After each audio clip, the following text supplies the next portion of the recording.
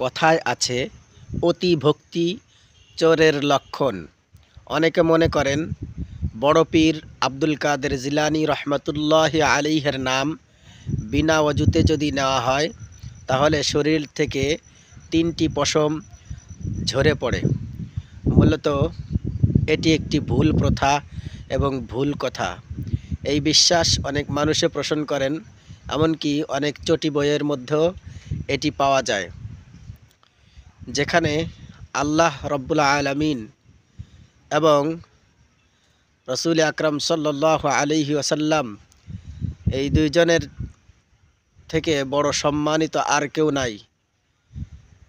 তাদের নাম নেওয়ার সময় যেহেতু